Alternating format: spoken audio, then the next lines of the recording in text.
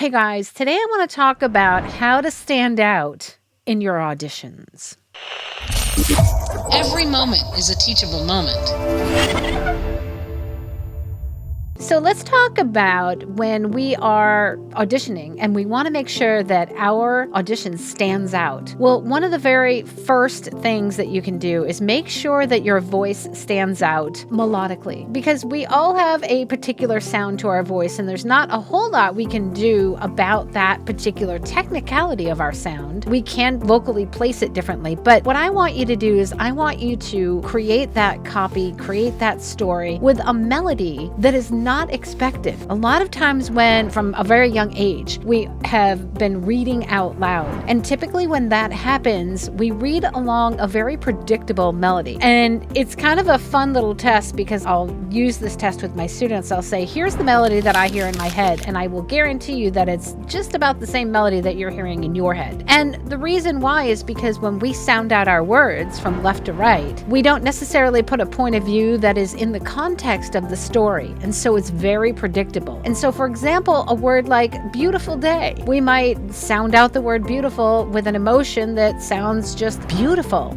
just like the word. And a lot of times we will go right along with that melody in our head, or we will have heard a melody over and over and over again when we've watched a commercial or heard a tagline. This is a tagline. And we will actually repeat that melody. So for you to stand out, it's really important that you have a different melody. And how do we arrive at a different melody? Well, we tell the story. When we tell a story, we don't really have any pre-planned melody in our head. As a matter of fact, I'm speaking to you right now. I don't really have a script in front of me. And so therefore, I'm just kind of telling you the story. And I have my own melody when I do that. And I don't have any predictable melody because I'm putting a point of view on the words as I'm saying them. So when you have a piece of copy in front of you, you want to make sure that you understand the story. You're acting that story. You're reacting as if you are telling that story to your listener. And when you do that, you don't necessarily have to think about what does it sound like, right? And we aren't really listening to the melody in our head because that's not the melody that's actually telling the story. That's a melody that we've heard over and over and over again. So make sure that that melody is not necessarily the melody you're hearing in your head, but yet a melody that is a reaction to a story or a storytelling. And so make sure that your rhythm is not consistent. Make sure that your melody is not predictable, and